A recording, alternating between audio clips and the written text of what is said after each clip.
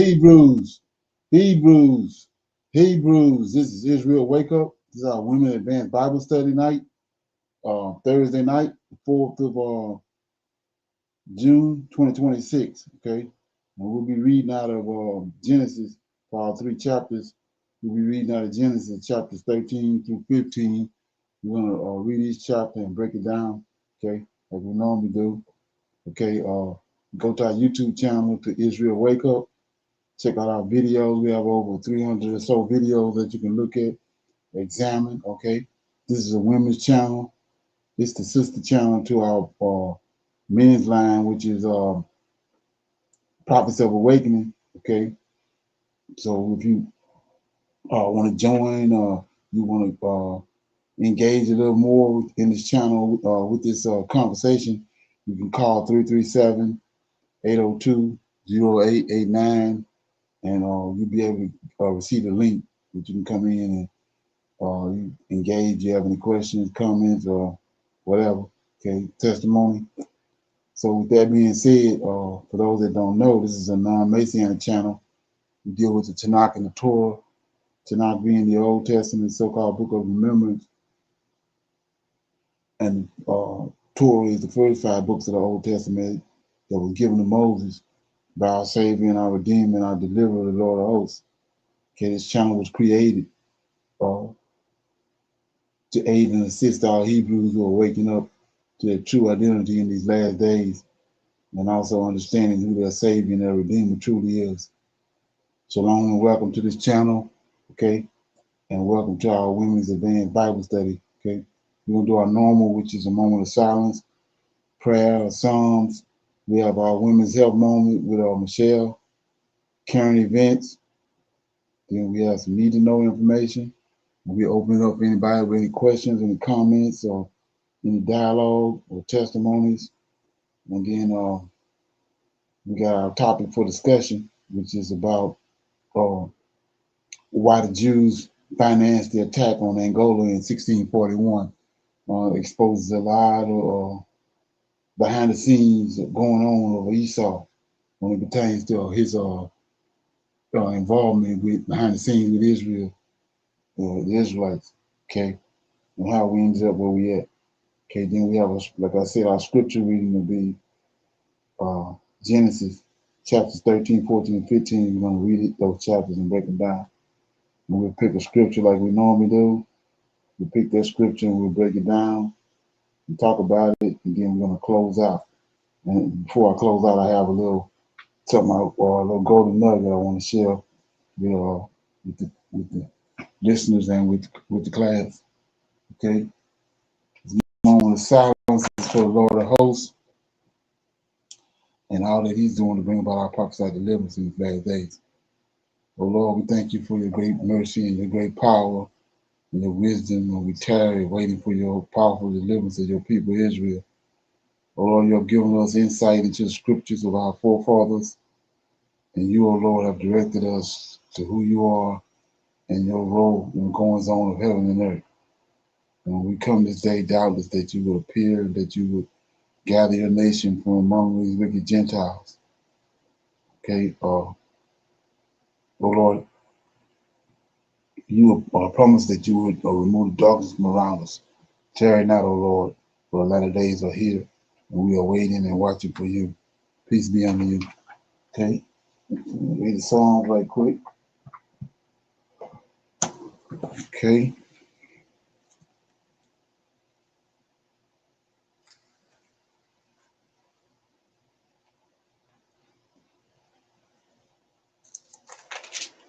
Okay, I'll read Psalms 99.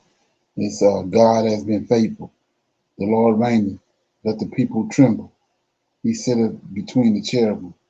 Let the earth be moved. The Lord is great in Zion, and he is high above all the people. Let them praise the great and terrible name, for it is holy. The king's strength also loveth judgment. Thou doest establishes equity. Thou executest judgment and righteousness in Jacob. Exalt ye the Lord our God, and worship at his footstool, for he is holy. Moses and Aaron among his priests, Samuel among them, they call upon his name. They call upon the Lord, and he answered them. He spake unto them in the cloudy pillar. They kept his testimonies and the ordinances that he gave them. Thou answered them, O Lord, our God. Thou wast a God that forgaveth them, though they took advantage of their inventions. Exalt the Lord our God and worship at his holy hill, for the Lord our God is holy. So that was Psalms 99. Okay. And with that being said, we're gonna deal with our women's health moment with Michelle. Okay. Yes, sir. Shalom, everyone. Please note that this information is intended for educational use only and should not be considered as medical advice or treatment. Tonight's discussion is on why seeds matter. In nature, seeded fruits were the original versions, but over the years, big food and large scale agriculture have slowly removed seeds from many fruits like grapes, cucumbers, watermelons, and oranges to make products easier to sell, easier to mass produce, easier to ship, and more convenient for consumers. When food is repeatedly modified for convenience, texture, sweetness, and shelf life, it can gradually move further away from the plant's original biological design. Many seedless fruits are created through selective breeding and agriculture bioengineering methods designed to suppress seed development while still allowing the fruit itself to grow. And in many cases, the seed was carrying some of the most concentrated protective compounds in the entire fruit. And while most people see seedless fruit as harmless convenience, very few stop to ask an important question. What exactly did we lose when the seeds disappeared? The Lord of hosts didn't create food randomly. Seeds exist for a reason. They serve as survival, growth, and future reproduction. Plants concentrate many important compounds in them. As a result, seeds often contain polyphenols, flavonoids, trace minerals, fiber, protective fatty acids, and antioxidants. For example, grape seeds are rich in compounds that support circulation, help manage oxidative stress, promote collagen production, and benefit vascular health.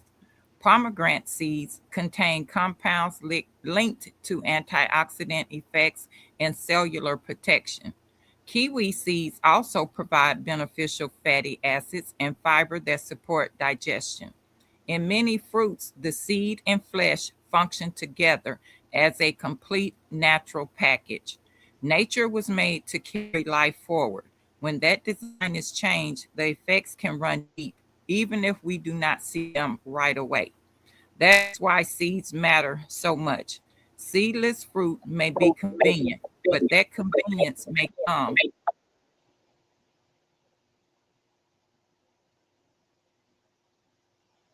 verses 11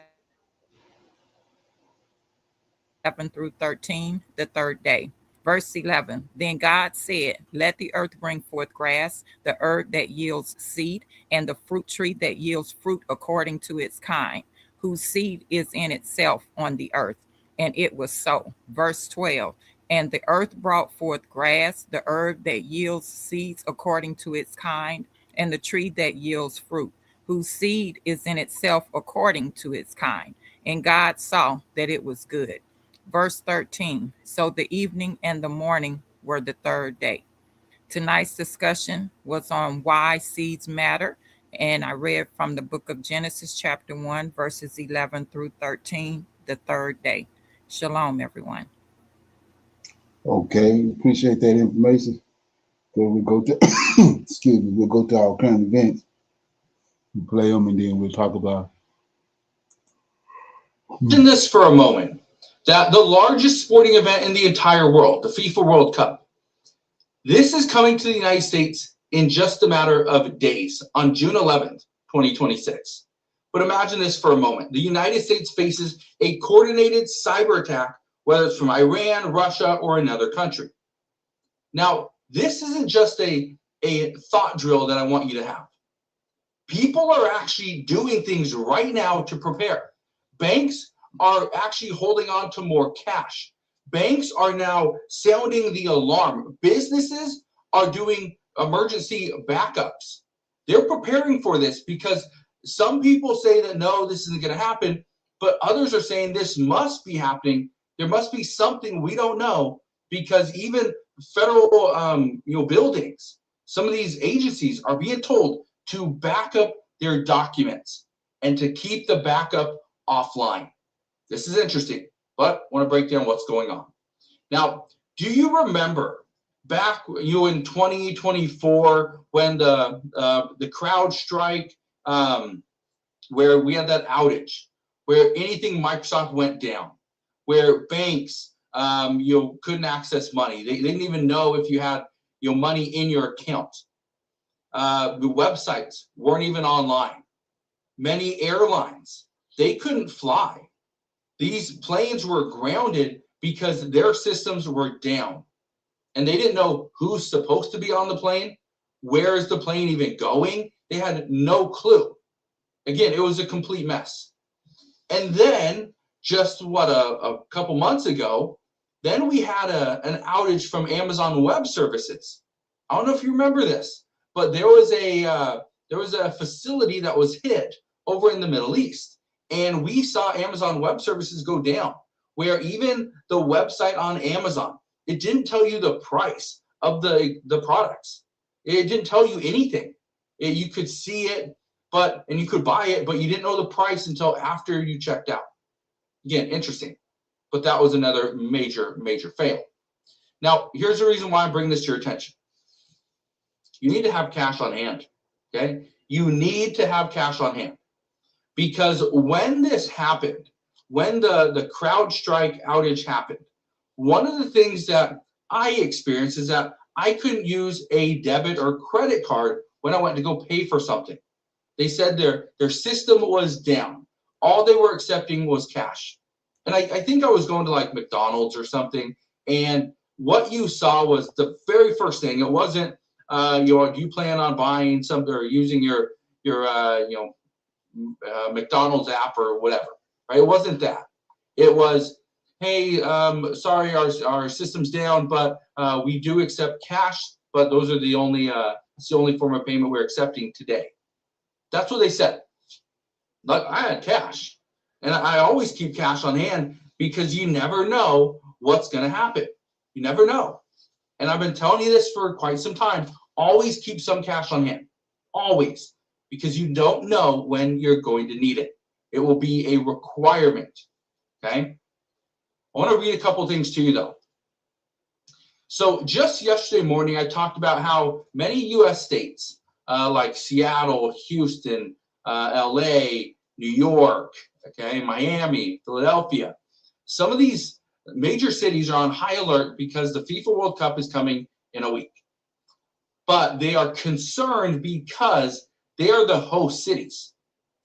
Now, we've heard about a potential cyber attack or an actual physical attack on some of these locations. We've seen the reports. But from that video, I actually got a couple comments. I want to read these two comments to you because these are two people that left these comments. One that works for the federal government, the other one that works for a bank. And they're very similar.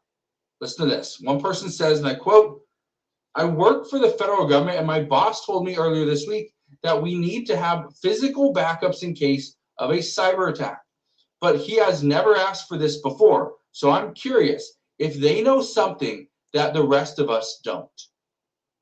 Now, I wouldn't be shocked if the federal government knew something and was just trying to get the businesses, their agencies, banks, get everyone else prepared.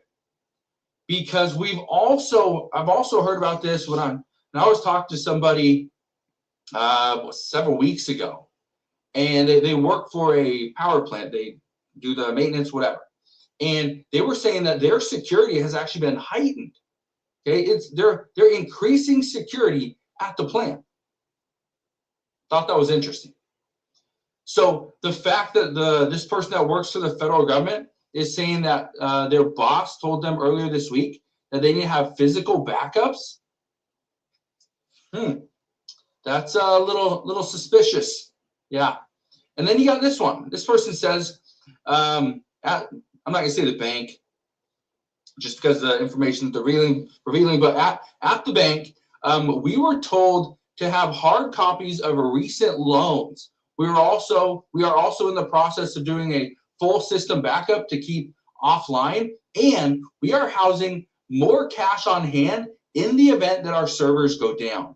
Is this due to this possible cyber attack for the FIFA World Cup? I don't know. But again, I bring this up because that's the question. That is a massive, massive question. Is all this happening because the FIFA World Cup is coming to the US? Potentially. Keep in mind, Iran does have a team in the FIFA World Cup. Okay, they do have a team. So it's interesting what's happening right now. But this is the reason why I'm bringing it up. How do you prepare for it? What should you be doing? Well, you need to make sure you have everything backed up on your phone. Make sure you have it backed up. Okay. Now, I like to have like pictures and stuff like that. I like to have all my pictures and important files, everything like that. I like to have it on. This does happen. Okay. So I don't know for sure if a cyber attack is going to occur. I would hope it doesn't, but at the same time, if for some reason it does, just go and be prepared. And the last thing I want to leave you with is this is something you should be preparing for every single day. Make sure you have a little bit of money, set aside, leave it in your house, put it in a safe, something. And I'm talking about cash, not a credit card, not a debit. Okay, so they're expecting a potential cyber attack during these FIFA games. Anybody hear anything about that? Any comments on that on the video? Okay. Yeah.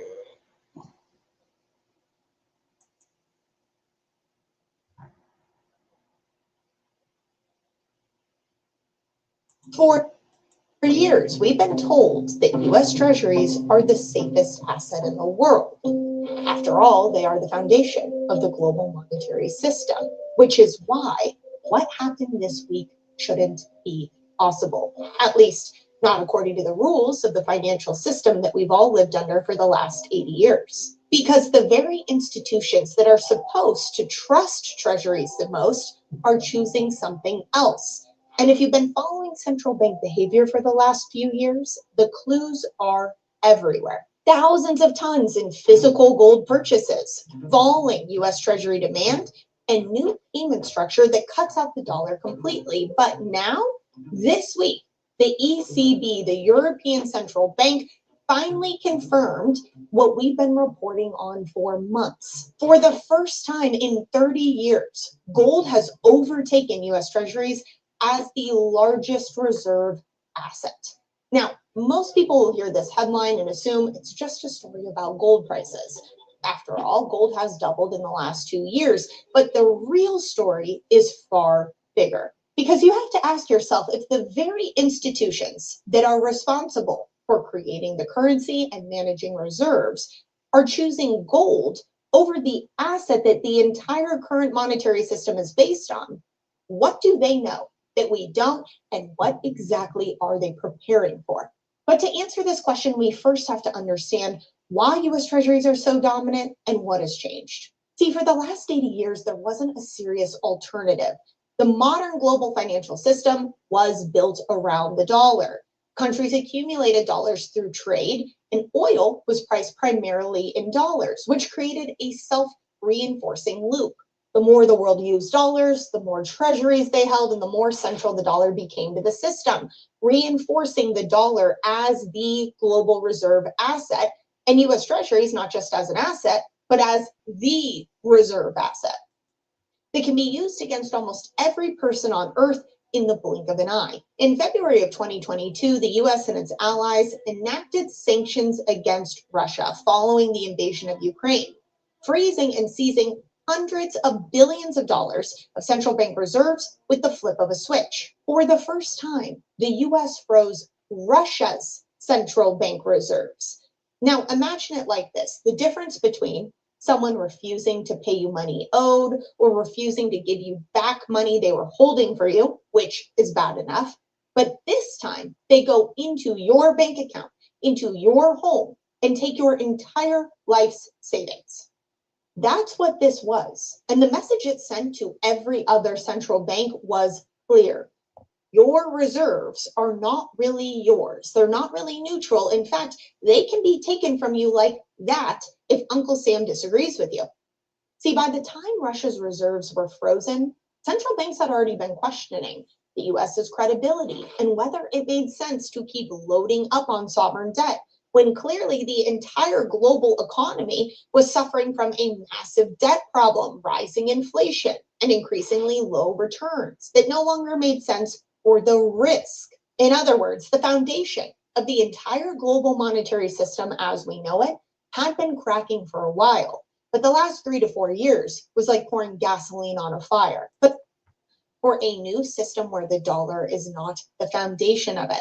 And as this shift away from US Treasuries continues to increase, the effects will be felt everywhere. Borrowing costs that impact debt sustainability that impacts the currency, meaning that if we continue to print and we have less buyers, meaning the interest rates are going to be higher on the debt, what is going to happen to each and every single dollar and dollar associated asset out there? They are going to lose value. And this is going to impact each and every person. Now, everyone in the United States is absolutely going to feel this, but I get asked all the time from clients, well, what about Canada? What about over here? What about this other fiat currency? Is it safer than the dollar? And my answer is truly that when you think about how interconnected everything is, and again, if you're within this framework, a dollar framework that the entire world lives in, central banks are making it very clear they're not loading up on a different fiat currency. They're not switching gears to some other new global reserve currency. They are returning to the one asset that exists outside of that framework and has for thousands of years: physical gold. The rules are changing.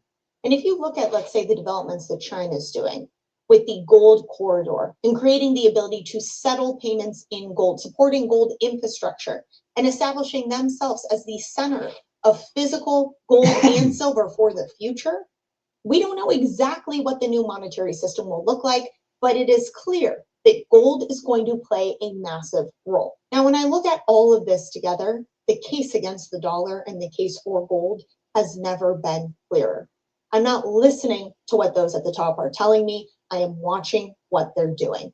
And again, if those who are responsible for creating the currency are moving as fast as they can into physical gold, that tells me all I need to know about where I should be positioned for what's coming next. And if you don't already have your physical gold and silver strategy in place, now is the time to do it. Because as we continue to progress through this reset, it is going to become increasingly price prohibitive to transfer your wealth from fiat currency, from dollars, or whatever other fiat currency you have, into physical gold. Now, we at ITM Trading, we are a full service physical. Okay, your feedback on that? Shalom, everyone. My apologies about Psalm today. What about Bitcoins and that 250 thing that President Trump, would that be turned into gold as well? No. I wouldn't think so. If you listen, if you look at what the creators of monetary system is gold and silver. So we know how every time when they was delivered from Egypt, it was gold. And when they was delivered from Babylon, it was gold. So it's So not a now, coincidence.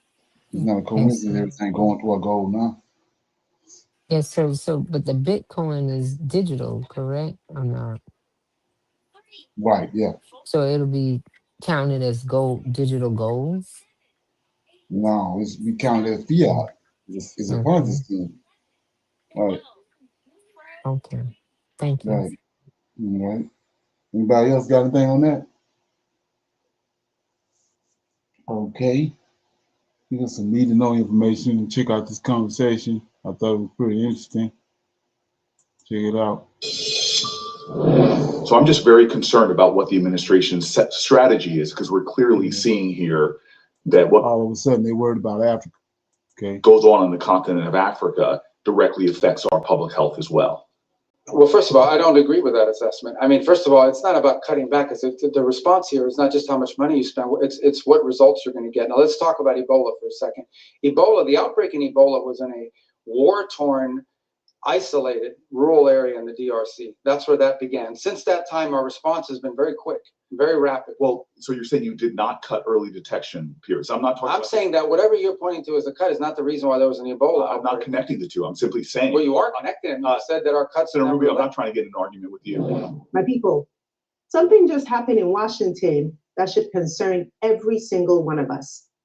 Not because of what was said, but because of what it exposed. During a Senate hearing, Senator Cory Booker and Secretary of State Marco Rubio got into a heated exchange about America's response to the latest Ebola outbreak in the DRC. Now, at first, it sounded like a debate about public health. But the deeper you listen, the more you realize that they weren't really arguing about Ebola. They were arguing about something far bigger. One of the most powerful senators in America says critical early warning systems were cut. America's top diplomat says that's simply not true. Same government, same intelligence, same outbreak, but two completely different realities.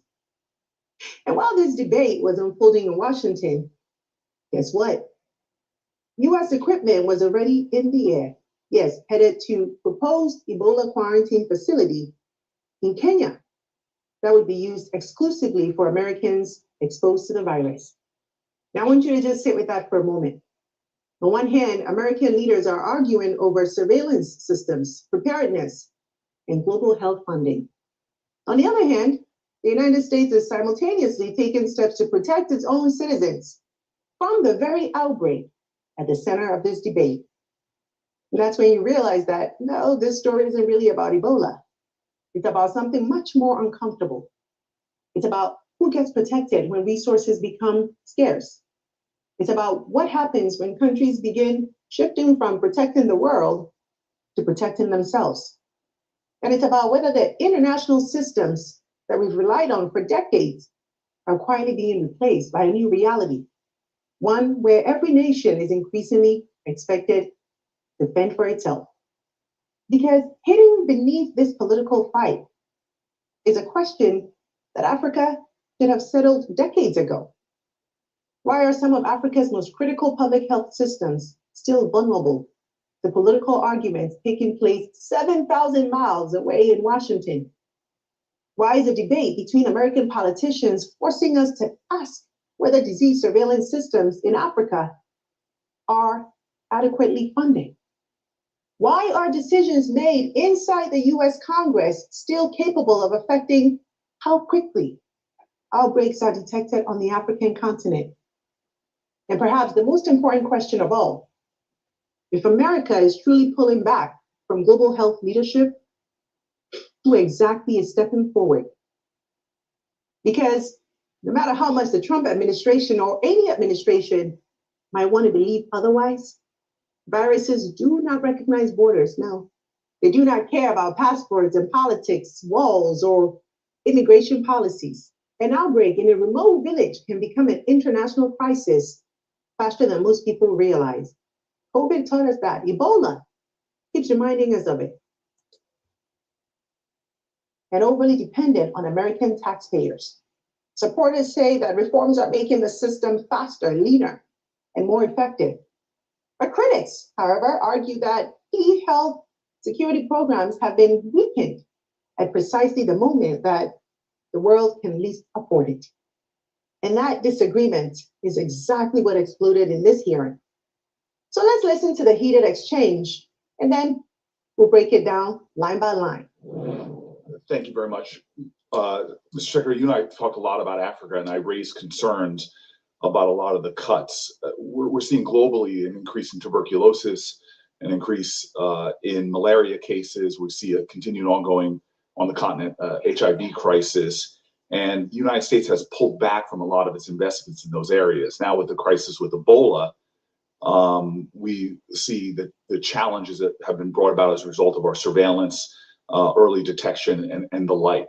So I'm just very concerned about what the administration's strategy is, because we're clearly seeing here that what goes on the continent of Africa directly affects our public health as well. Now, let's pause right there, right? Because Senator Booker is making a very specific argument. His concern isn't really Ebola itself. His concern is what he sees as a broader pattern. He starts by pointing to rising cases of tuberculosis, malaria, and the ongoing HIV crisis across parts of Africa. And then he connects that to what he says has been a reduction in US investment in global health programs, particularly those focused on disease surveillance, early detection, and outbreak prevention. In other words, Booker's argument is that by the time you're responding to an Ebola outbreak, you've already missed the most important opportunity.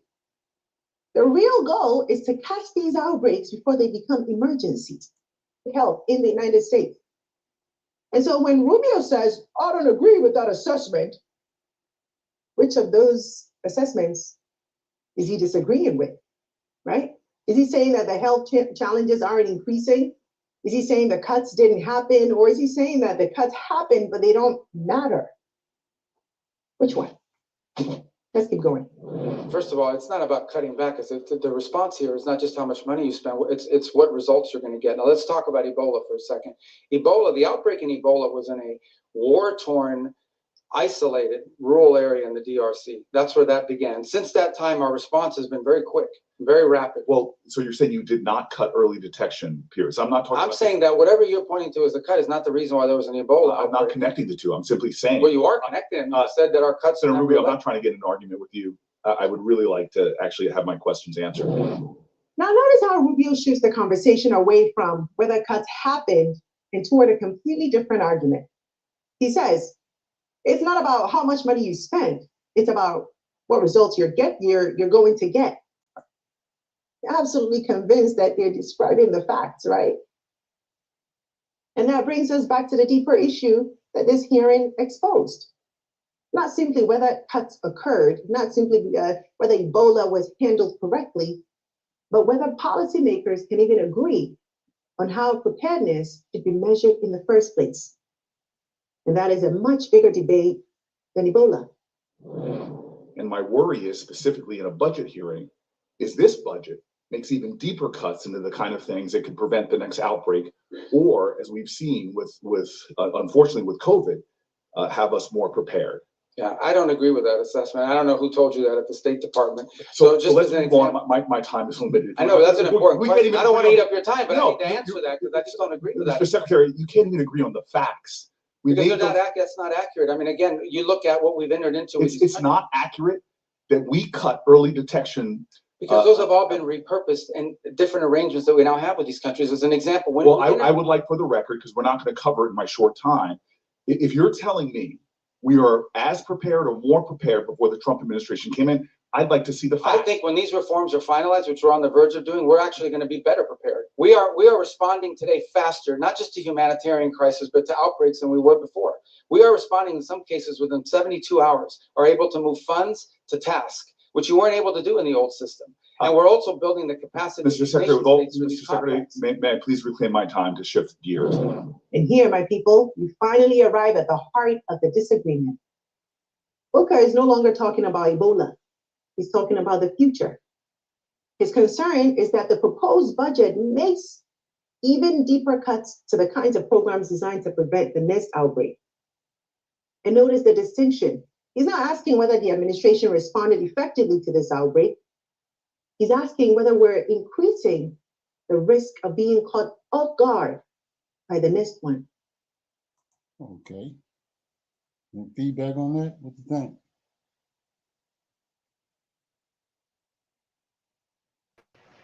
Okay. Shalom, everyone. Okay. Yes, they're not mentioning when exactly they started doing the cutbacks. Was it 4 years ago, 6 years ago, when they started doing those cutbacks? They didn't mention the time. When Trump came in, Trump administration.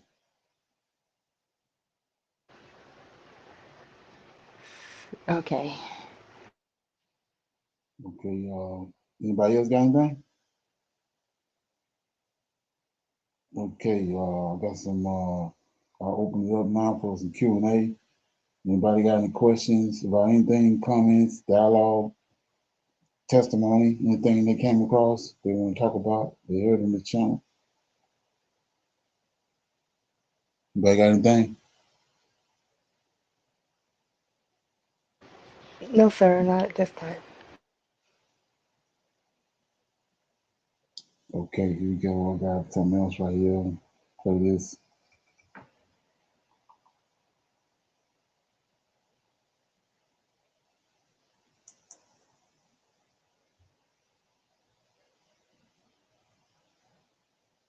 I am about to make the most important prediction of my career, not the safest prediction, not the most popular prediction, but the one that I believe, based on everything I have studied, every pattern I have analyzed, every structural indicator I have tracked over the last 2 decades, is the most likely outcome of the crisis we are watching unfold right now. And I need you to understand something before I tell you what I think happens next. I have built my entire reputation on being right about things that conventional wisdom gets wrong. I called the 2008 financial crisis when markets were at all-time highs. I predicted the collapse of the post-Cold War security architecture when most analysts believed American hegemony was permanent. I forecasted the strategic realignment in the Middle East when everyone thought the region would remain frozen in the patterns established after the Gulf War. I am not saying this to boast. I am saying this so you understand that when I make a prediction this definitive, when I put my credibility on the line and say this is what I believe will happen, I am not guessing. I am reading the structure. And the structure right now, the alignment of military capabilities, economic dependencies, political constraints, and strategic objectives points to an outcome that almost nobody is prepared for. Not because it is unlikely, but because accepting it requires abandoning assumptions that have governed thinking about great power conflict for the last 70 years. So here is my prediction. This war, the one that everyone is watching, the one that analysts are describing as a regional conflict with manageable escalation risks, is going to expand. Not through accident, not through miscalculation, but through deliberate strategic choice by actors who have concluded that limited war serves their interests better than the status quo. And that expansion will not take the form that most people expect. It will not be a NATO intervention. It will not be a direct confrontation between nuclear powers. It will be something more dangerous. A coordinated multi-theater operation designed to stretch American military resources beyond their capacity to respond effectively, forcing Washington into a position where they have to choose which commitment to honor and which ally to abandon. Let me walk you through why I believe this is inevitable, because the logic is not obvious unless you see the full chessboard. Right now, the United States is operating under the assumption that it can manage multiple regional crises simultaneously: Ukraine, the Middle East, the Taiwan Strait, the Korean Peninsula. All of them are treated as separate theaters with separate dynamics that can be addressed through independent policy tracks. But that assumption is wrong. And the adversaries that America faces, China, Russia, Iran, North Korea, they know it is wrong. They have spent the last decade coordinating, not through formal alliances, but through synchronized timing, shared intelligence, and mutual support that allows each of them to exploit American overextension. And here's the key insight that most analysts are missing. These countries do not need to win a war against the United States. They just need to create conditions where the United States cannot win all of its wars simultaneously. Because the moment Washington has to prioritize, the moment they have to decide whether to defend Taiwan or Ukraine, whether to secure the Persian Gulf or the Korean Peninsula, the entire architecture of American global security commitments collapses. Not because America lacks firepower, but because credibility, once broken, cannot be restored. So the question is not whether adversaries will test American resolve. The question is when they will coordinate that test to maximize the chance that America fails. And based on the pattern of military buildups, diplomatic signaling, and economic positioning that I have been tracking, that coordination is already happening. And the timeline for execution is much shorter than anyone in Washington wants to admit. Let me show you the evidence, because this is not abstract theory. This is concrete, observable preparation. In the last 18 months, Russia has repositioned forces along the NATO border in numbers not seen since the Cold War. Not just in Ukraine, but in Kaliningrad, in Belarus, along the Baltic states. That positioning is not defensive. It is preparation for a rapid offensive operation designed to seize territory before NATO can mobilize a coherent response. At the same time, China has accelerated its military readiness around Taiwan.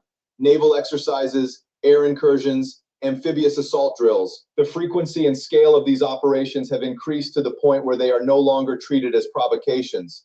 They are treated as the new normal.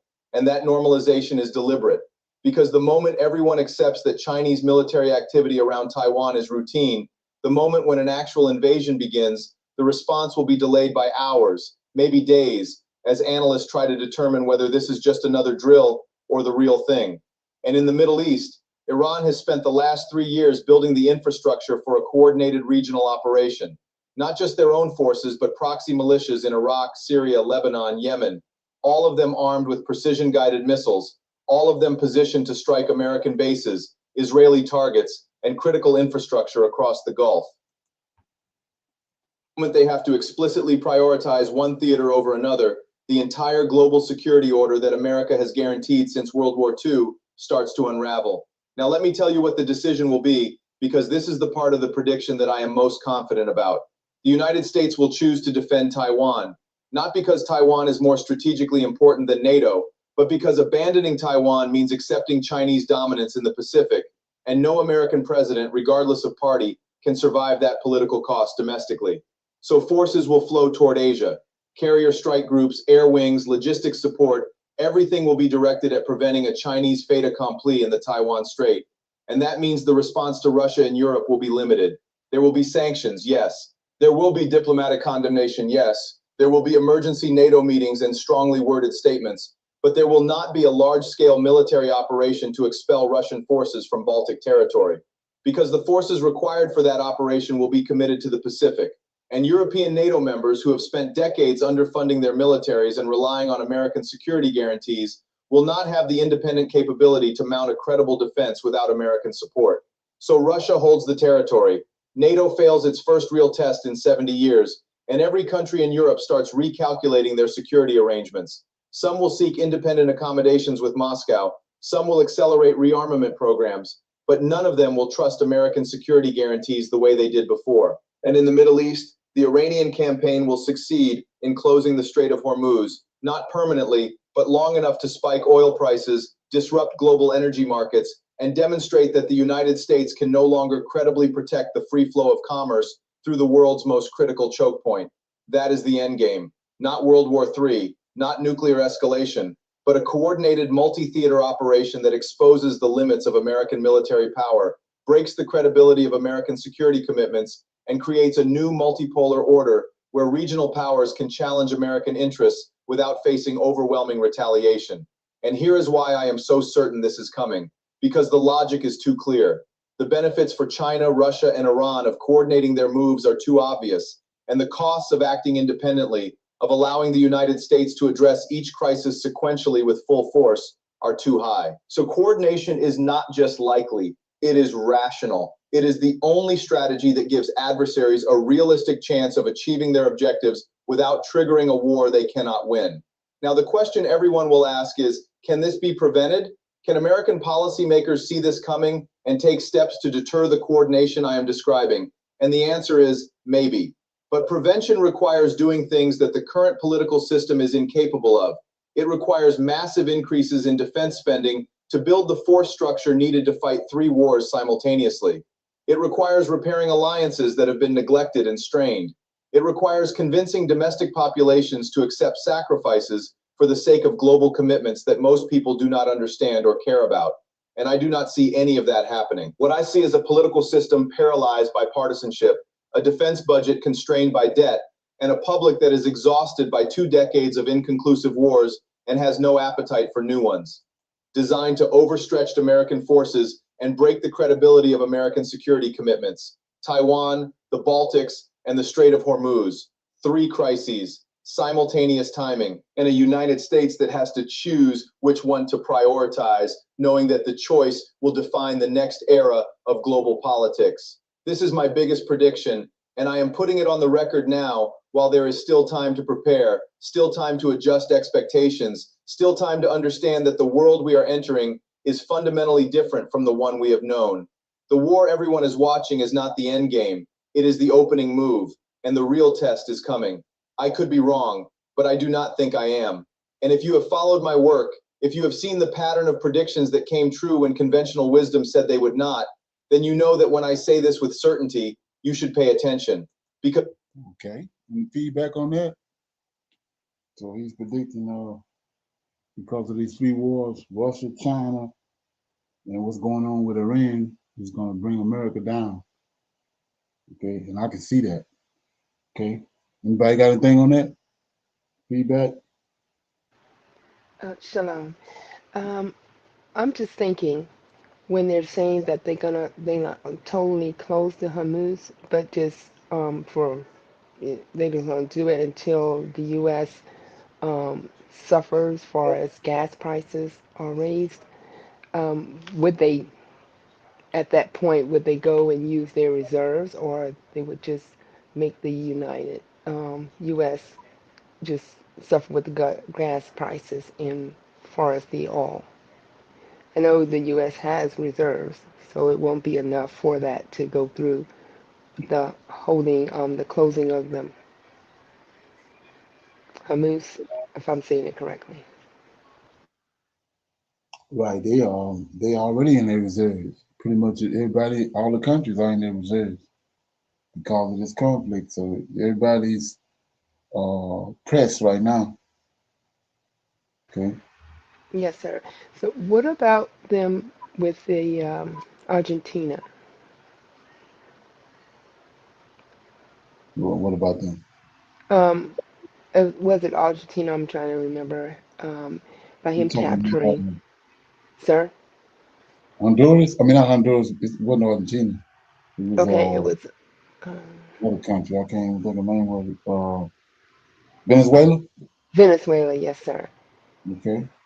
Um, about that all, is that something that they're taking from Venezuela, or it's not enough to sustain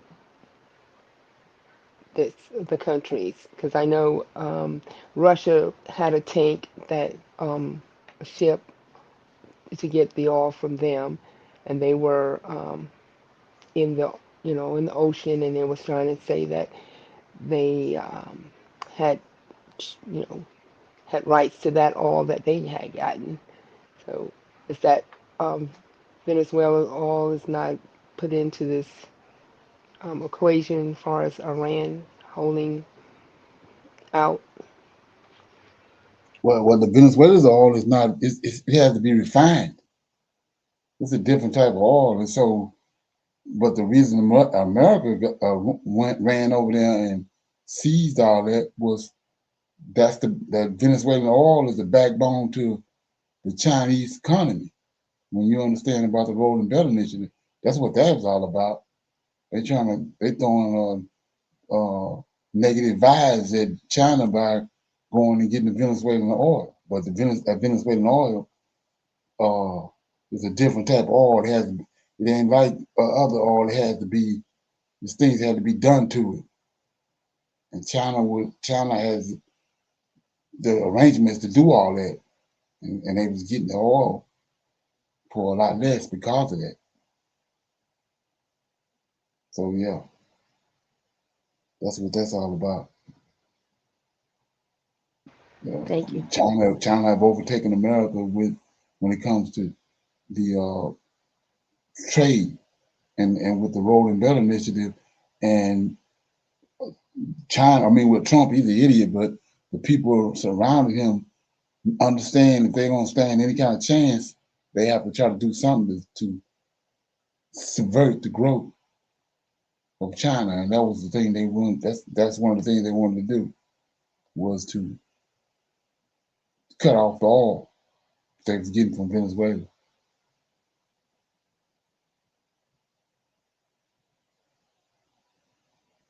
Okay. Anybody else got anything on that? Okay. So my topic for discussion is I'm always talking about uh, Jacob and Esau, and so many people don't understand. A lot of predominantly almost 90-some%, 95% of the atrocities and the lies and all that that has happened to us. The reason we in the predicament we in is because of Esau. But so many people don't understand that. So I want to play this. I've been playing different videos about certain events that has transpired in the past that a lot of people didn't know nothing about, but because of the internet, these things start coming out. And right here, this is major.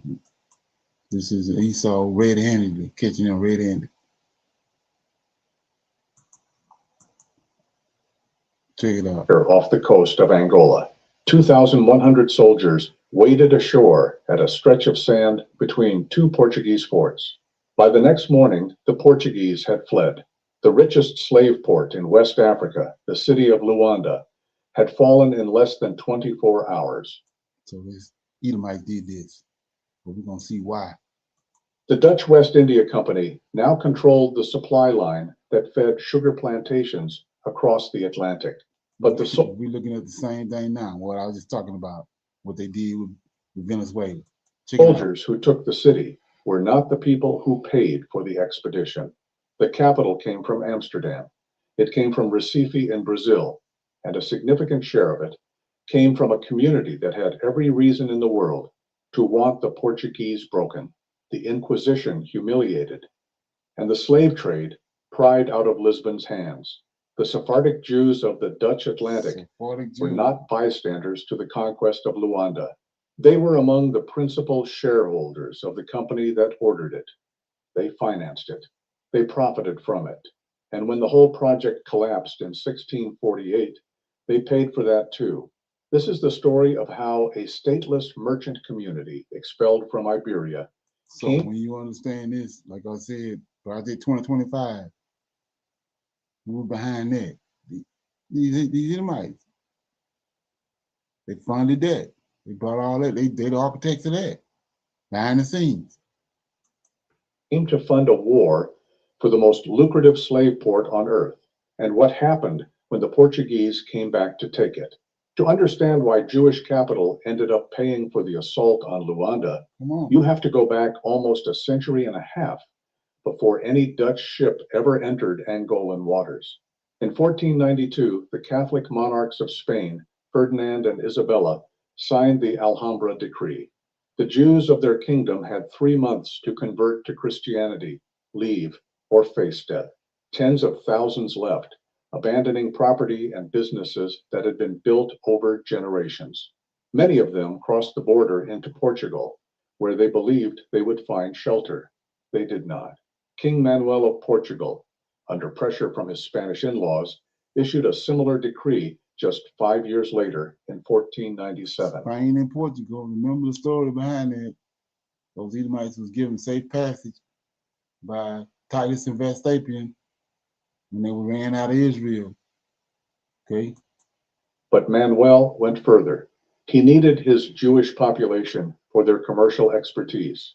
So, rather than letting them leave, he ordered forcible mass baptisms.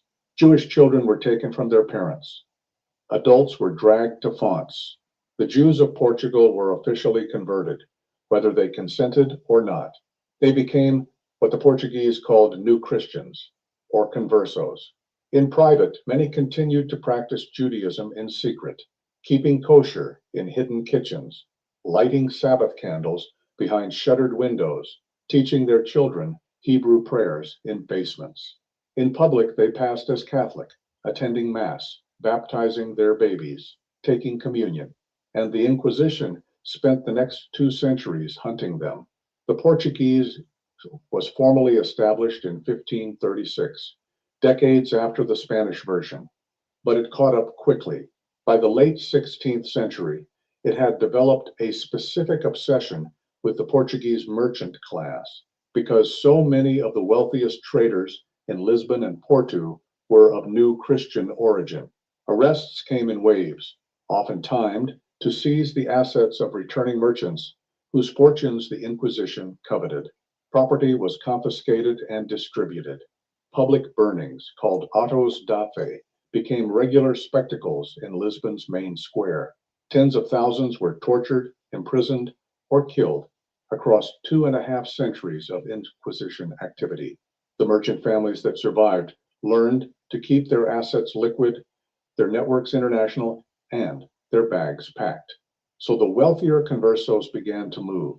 They moved first to French and Italian port cities, places like Bordeaux, Bayonne, Livorno, and Venice, where local rulers were willing to look the other way in exchange for commercial benefit. Eventually, in the 1590s, they began arriving in a small Protestant city on the North Sea that had just won its independence from the Spanish crown, Amsterdam. Amsterdam was different.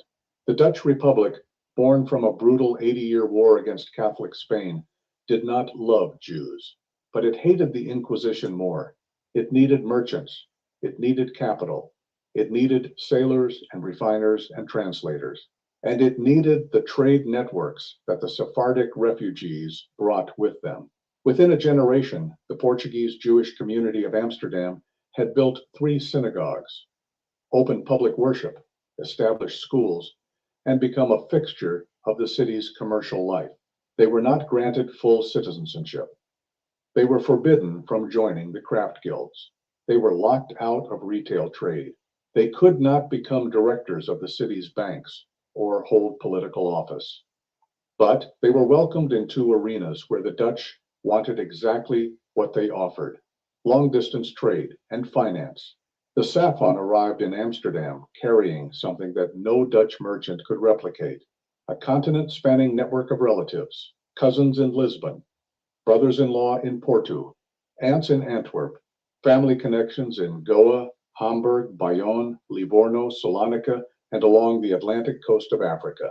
New Christians had been involved in the sugar trade since the very beginning of European plantation economies, going all the way back to Madeira and Sao Tome in the 15th century. The first sugar mills in the New World were funded and partly operated by new Christian merchants. Historian Arnold Wisnitzer documented that a consortium led by Fernão de Noronha, a converso, obtained the first 3-year lease from the Portuguese crown for the exploration of Brazil in 1502. Had captured them in the wars and slave raids that the Portuguese trade had inflamed across the region.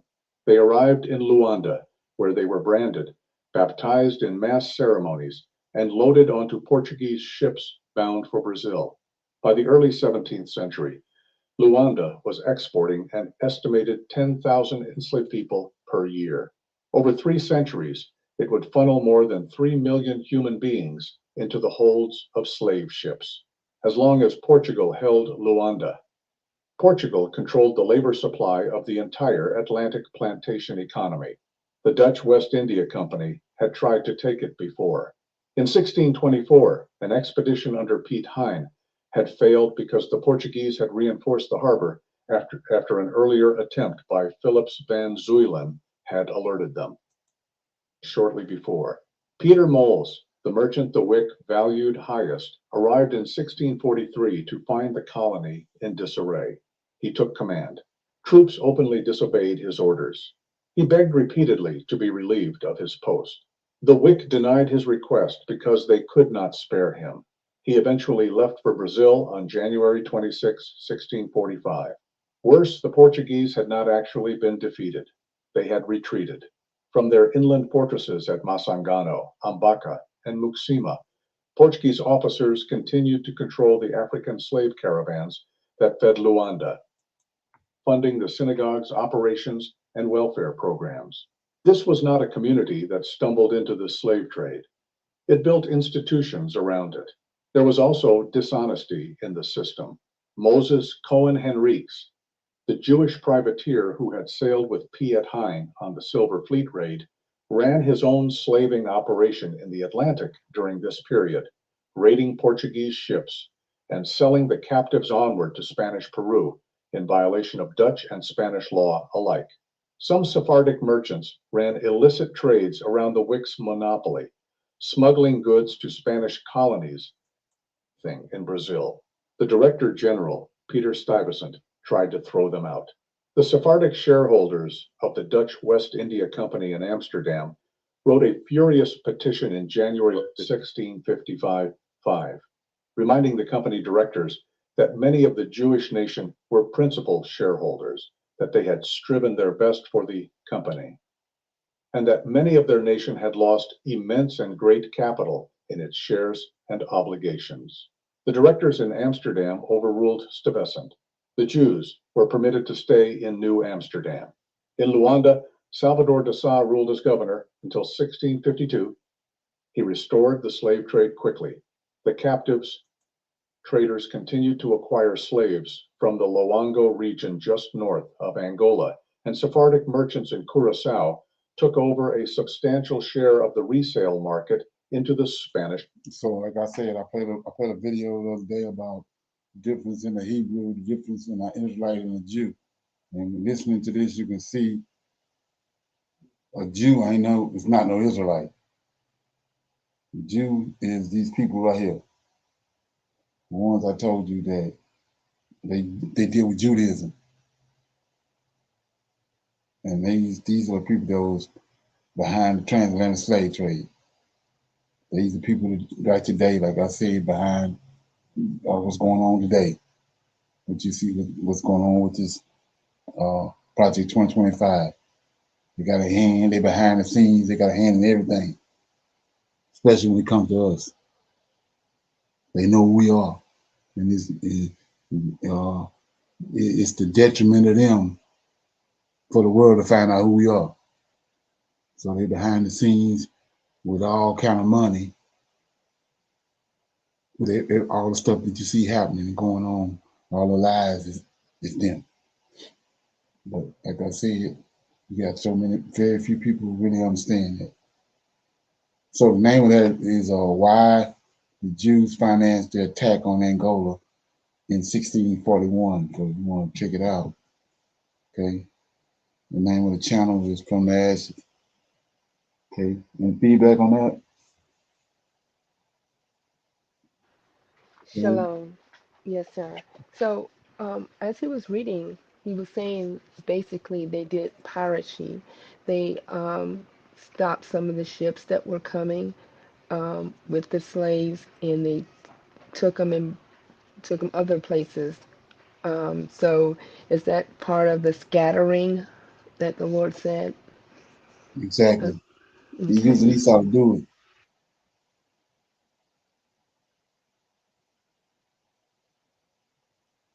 Yeah, he said, I'm going to scatter you among all the nations. He's using Esau to do it.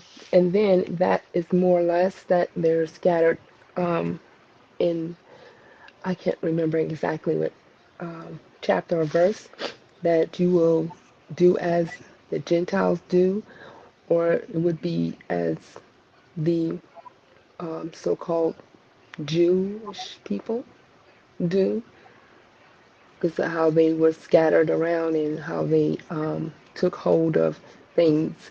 Because I know now in certain areas of the United States that they have communities, which they amongst themselves sell and buy from themselves. So that's something that we're doing. We did, but we're not doing it now. You know, the Black Wall Street was a thing that we did as a community, but now we're not doing it anymore. So is that one of the part things that it says you'll do as the Gentiles do? Is that something that we're doing now, calling ourselves all Christians, worshiping or praising the JC, and that's part of that curse? That's part of the curses, but Esau is the one behind it. He says he's going to draw out a sword behind us. Esau is that sword. He's the one doing it. Esau he's the one behind the New Testament. He's the one behind JC. He's behind all that. He's the one that's bringing the confusion. and he's the one. He's using him to do all the atrocities that's going on with us. He's behind it. Him and Japhet lineage, those Khazarians. It's Cain lineage also behind it too. Who was that? Cain lineage. That's what Japhet is. Oh. Cain lineage. Yeah.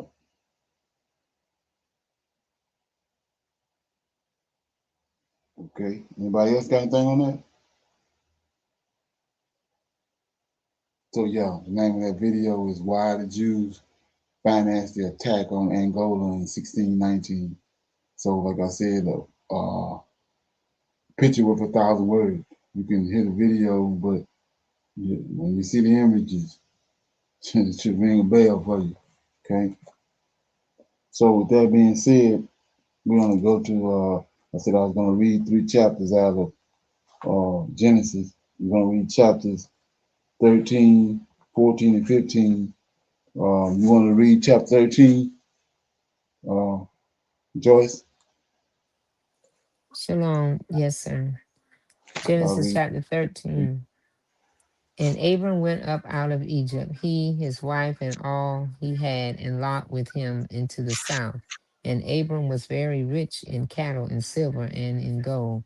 And he went on his journey from the south even to Bethel, unto the place where his tent had been at the beginning, between Bethel and Hai, unto the place of the altar which he had made there at the first. And there Abram called on the name of the Lord. Verse 5. And Lot also, which went with Abram, had flocks and herds and tents, and the Was land she was not trading? able to bear them, that they might dwell together, for their substance was great, so they could not dwell together. And there was a strife between the herdmen of Abram's cattle and the herdmen of Lot's cattle, and the Canaanite and the Perizzites dwelled then in the land. And Abram said unto Lot, Let there be no strife, I pray thee, between me and thee, and between my herdmen and thy herdmen, for we be brethren.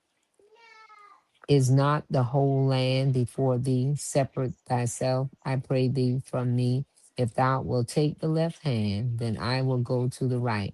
Or if thou depart to the right hand, then I will go to the left. Verse 10. And Lot lifted up his eyes and beheld all the plain of Jordan, that it was well watered everywhere, before the Lord destroyed Sodom and Gomorrah, even as the garden of the Lord, like the land of Egypt, as thou comest unto Zoar. Then Lot chose him all the plain of Jordan, and Lot journeyed east, and they separated themselves the one from the other. Abram dwelled in the land of Canaan, and Lot dwelled in the cities of the plain, and pitched his tent toward Sodom. But the men of Sodom were wicked and sinners before the Lord exceedingly. And the Lord said unto Abram after that Lot was separated from him, Lift up now thine eyes, and look from the place where thou art northward, and southward, and eastward, and westward.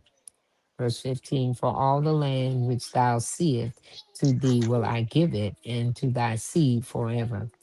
And I will make thy seed as the dust of the earth, so that if a man can number the dust of the earth, then shall thy seed also be numbered. Arise, walk through the land in the length of it, and in the breadth of it, for I will give it unto thee. Verse 18. Then Abram removed his tent and came and dwelt in the land of Ner, which is in Hebron, and built there an altar unto the Lord. That was Genesis verse 13, 1 through 18. Shalom. So if you notice, go ahead. Yeah, I was going to say something on verse 18. Memory in the plane of memory. Is that also like one of the giants' descendants? Right, that's a giant. If you go to Genesis 18, Mm-hmm. Yes, you sir. can see that's right when you start out with 18, and the Lord appeared unto him in the plains of Mamre. So that's where, right, those 2 verses coincide. Yes, sir. Okay, so yeah, Excuse me, what were you going to say before I interrupted? I'm sorry. that's what I was going to say. I was going to connect the language of the giant to Genesis 18. Yes, sir. That's Okay, starting it all out right there. In 13 when it started. That's the is that the first time memory is mentioned in right, yeah, Genesis? Yes, sir. right. Okay.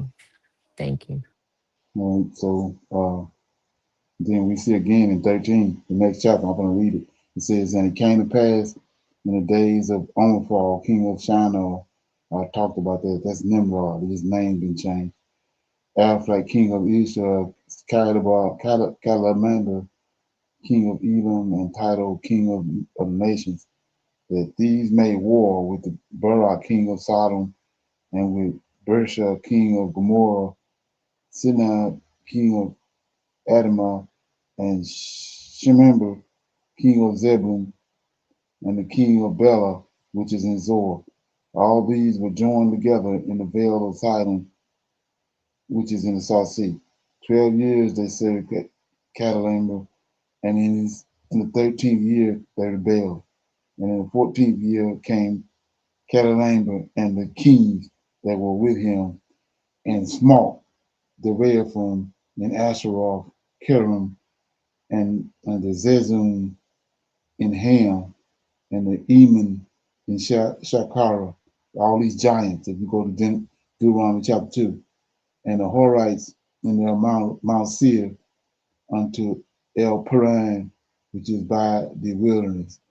And they returned and came to in Mizpah, which is Kadesh, and smote all the countries of the Amalekites, and also the Amorites that dwelt in Hezron Tamar.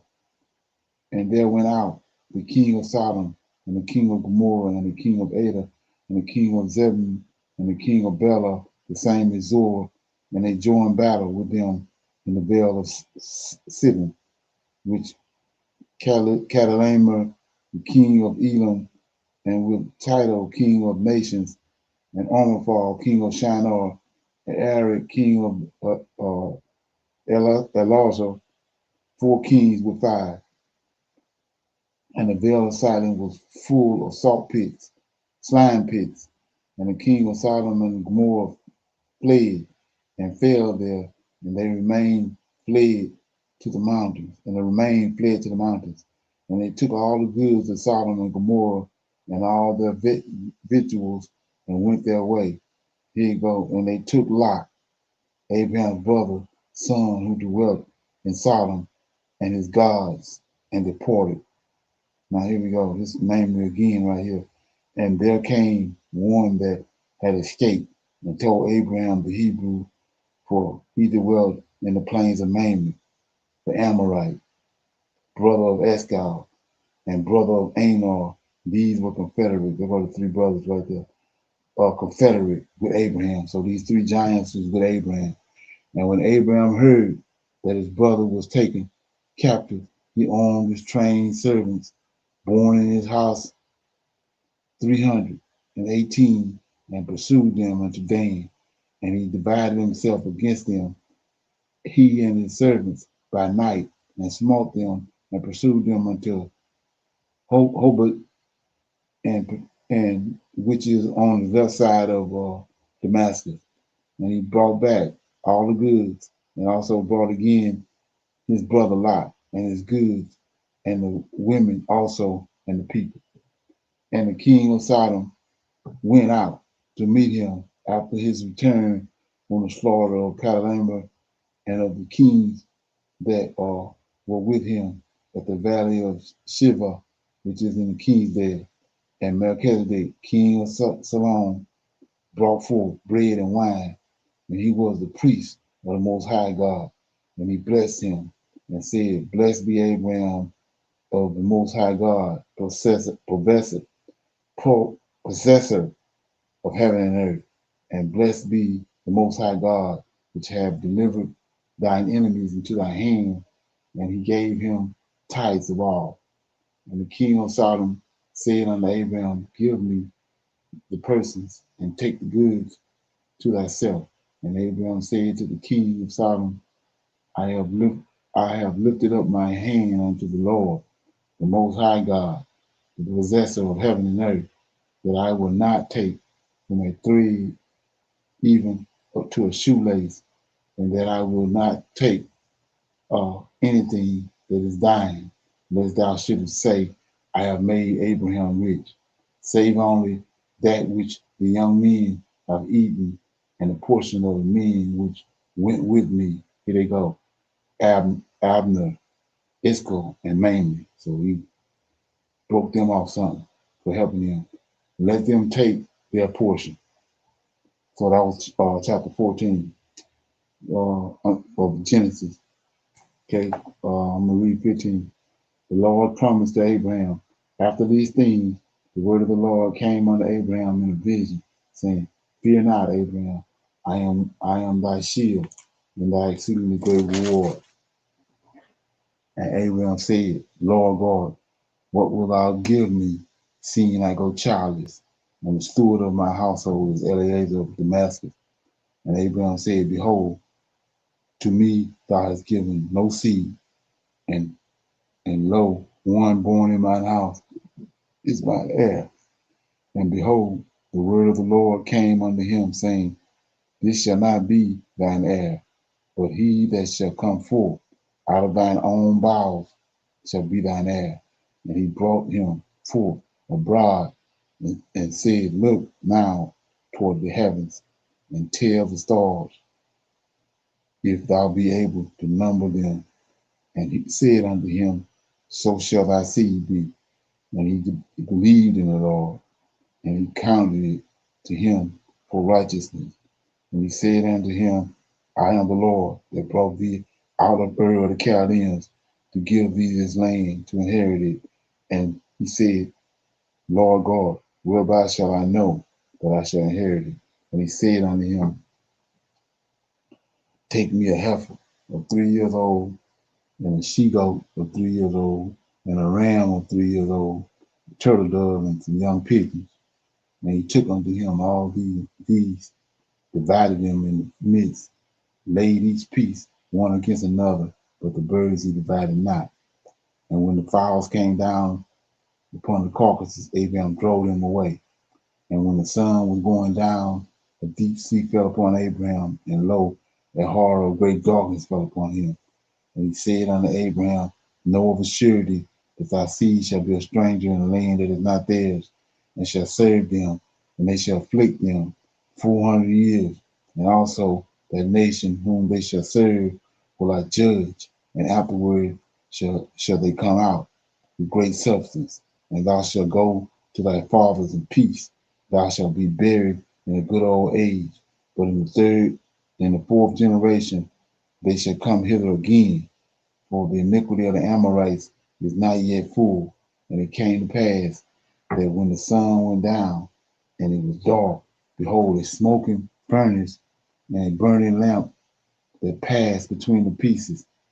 And in the same day, self same day, the Lord made a covenant with Abraham, saying, unto thy seed have I given this land, from the river of Egypt unto the great river, the river Euphrates, the Kenites, the Kizzites, the Kodamites, the Hittites, the Perizzites, the Rephaim, and the Amorites, and the Canaanites, and the Girgashites, and the Jebusites.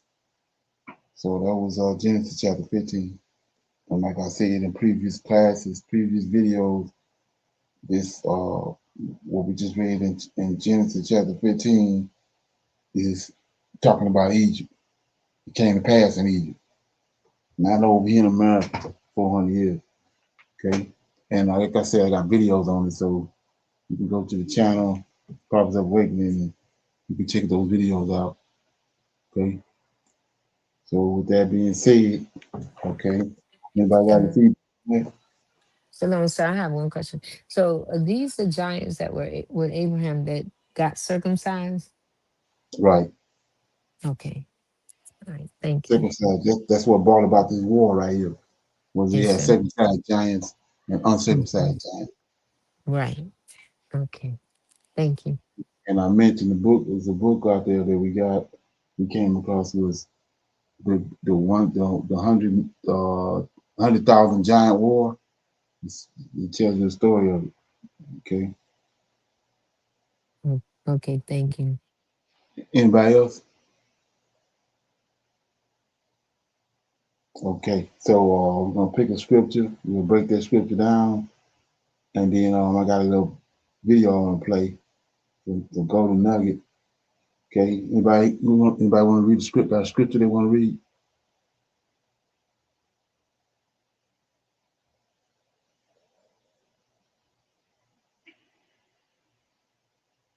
Okay. Let me read mine. Shalom. Um, Exodus chapter 1, verse 1. Now these are the names of the children of Israel which came into Egypt, every man in his household who came with Jacob. These are Jacob's 12 children that he's speaking of. 12 children, grandchildren, and all. 70 Yes. souls. 70 souls. Okay. So I didn't want to mess their names up, so I'm going down to verse 5. And all the souls that came out of the lion of Jacob, the loins of Jacob, were 70 souls, for Joseph was in Egypt already. Being that Joseph was in Egypt already, this is not talking about the Tower of Babylon or anything like that, right? No, this is when Joseph was delivering, his brother sold him. And he was already in Egypt. By this point right here, Joseph is ruling Egypt. He's second in charge. That's why they came. He sent for them, and everybody came to Egypt because Joseph was already there ruling. Was this the time where they came because of the 7 years of harvest and the 7 years of Right. famine? Exactly. Okay. Okay. So with that being said, I'm always shining a light on certain things that's going on. A lot of it behind the scenes. We can see things happening and moving, but you don't understand why. And I shined a light on the fact of talked about it, got a lot of videos on it. Year return, talked about the decade, the year of people of African descent, which was 2011. You had the decade of people of African descent, the first one. And then now we're in the midst of a second one, which is started at 2023. And it's going to 2025, 2035. But I just found out yesterday in class we was dealing with, and the guy mentioned decade of our repatriation, and this initiative is going on along at the same time that the second decade for people of African descent. So a lot of things being rounded up. Like I said, any day now, it's going to be a mass exodus out of here. Take my word for it. And a lot of stuff that we see going on, the powers that be trying to cut it off. So I'm gonna play this right here. It's called DOOR. D.O.O.R. And it means decade of our repatriation. That means leaving. So we in the midst of it already. It's already been 3 years. Check it out. Hundreds of years, millions of Abi Befo were torn from these shores, stripped of our names, our languages, our histories. The genocidal kidnapping didn't just break families, it severed an entire people from their homeland. But roots don't die, they wait. Today, descendants of that diaspora are making a choice their ancestors couldn't. They're coming home, right, not as visitors, but as repatriates, to Ghana, to Nigeria, to Senegal, to the continent that never forgot them. This is more than return. It's repatriation. It's reclamation. It's healing. It's the closing of a circle that was violently broken open centuries ago.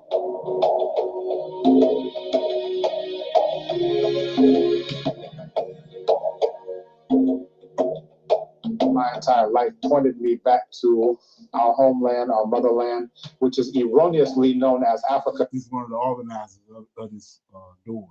It should be called Abibiman, the land of black people, in Chi. It should be called Iladulawa in Yoruba, the land of black people. It should be called Farafina in Bamanakan, spoken in Mali, which translates to the land of black people. Obimfo Obadile Kamban, also known as Nana Kwame Ebitate, our Dikain, Bamuchidam Hine, Ewo Ekrepim Mabon.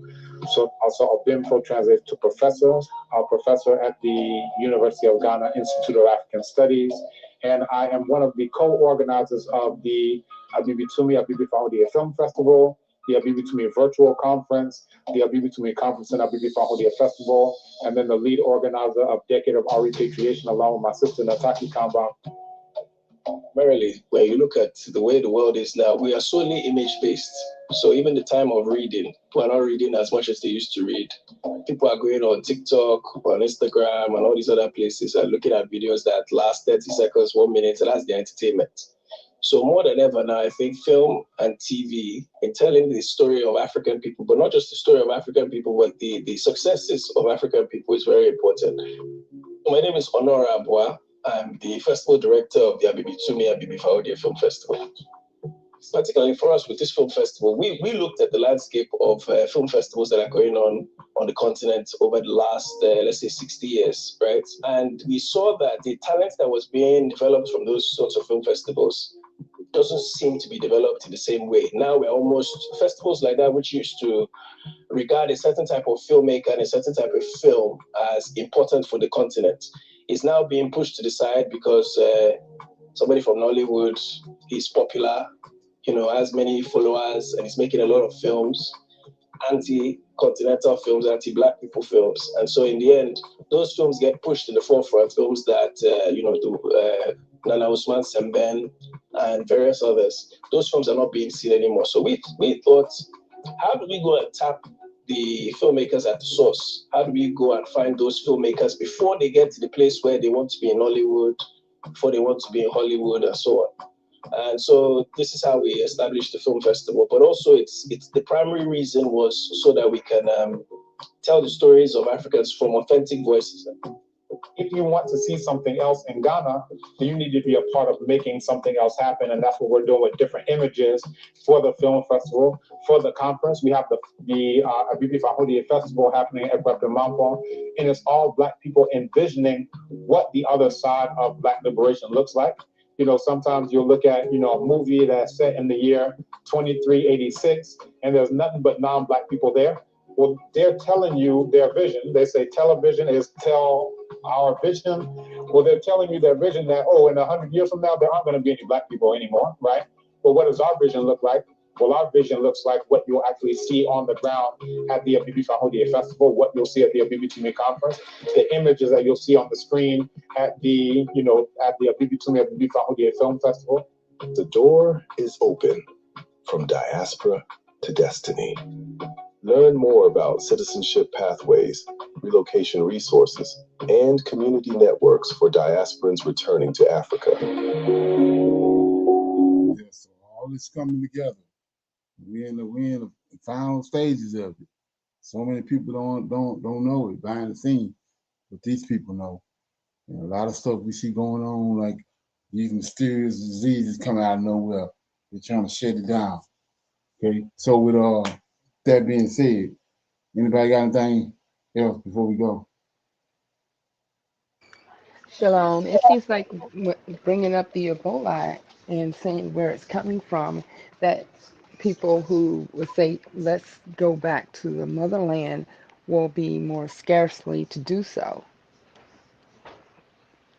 Yeah, And look what's because happening it, over here. yes, Damn if you do it, damn if you don't. This is sinking ship. Matter of fact, let me play this right quick. I said I wasn't gonna play it. Play a little bit of it. Let me get it.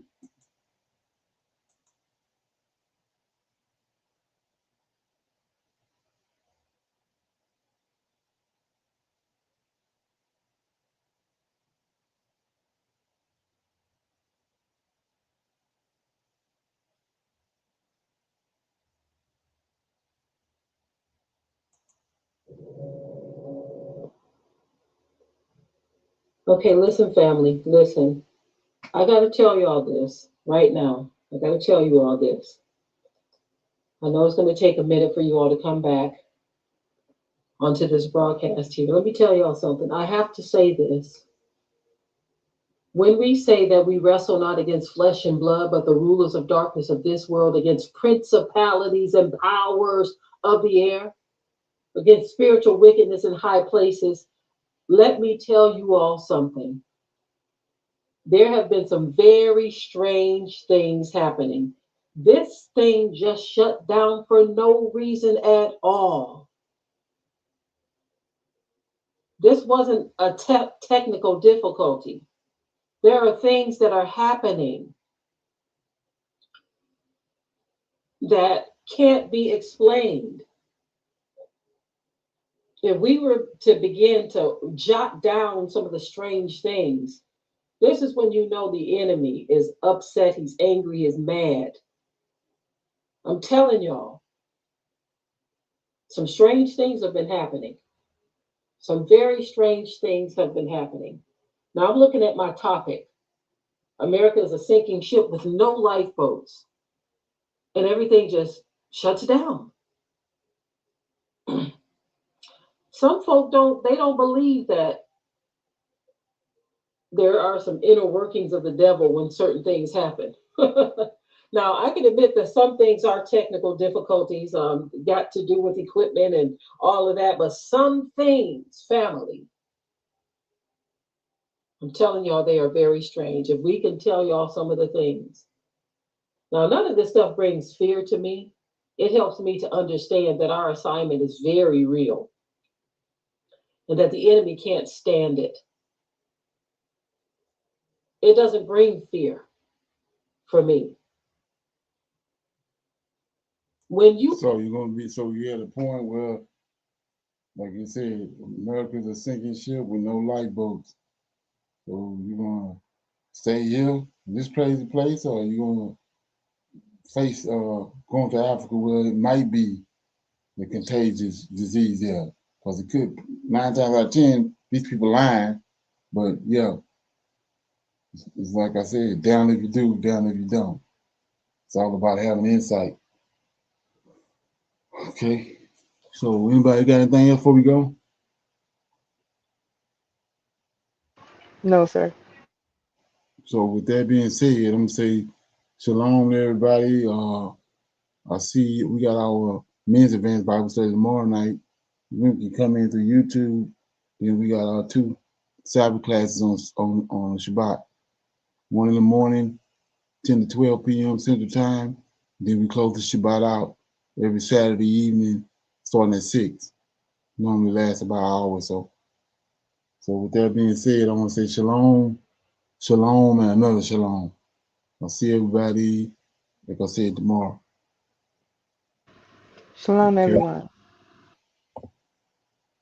I highly recommend that you get this book and you read it, because it's a must that you understand who God head is in the order that's in the Old Testament and Tanakh, because it's not the same as in the New Testament. And when you read this and you get an understanding, then the scriptures open up, and then you begin to understand. So I highly recommend that you get this book. It's the Elohim of Israel, and it's a breakdown on the word Elohim and who the God of Israel is, and the Godhead.